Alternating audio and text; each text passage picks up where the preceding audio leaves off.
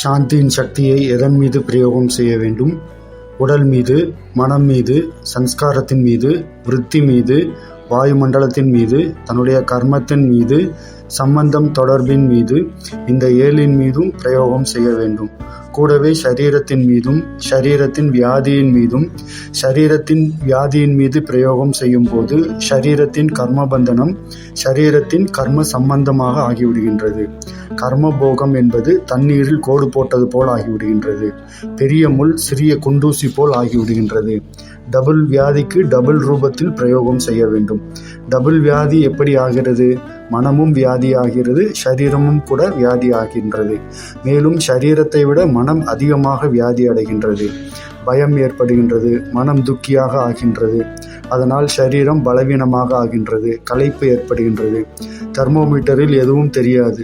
எத்தனை பெரியதாக இருந்தாலும் ரிப்போர்ட்டில் தெரிவதில்லை. ஏனென்றால் நோய் சரீரத்தின் இல்லை, எங்கேயோ இருக்கின்றது.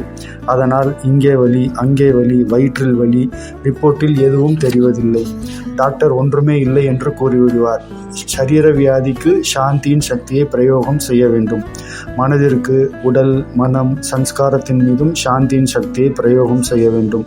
விருத்தி மீது, வாயுமண்டலத்தின் மீது சாந்தியில் அமர்ந்து சாந்தியின் கிரணங்களை பரப்புங்கள்.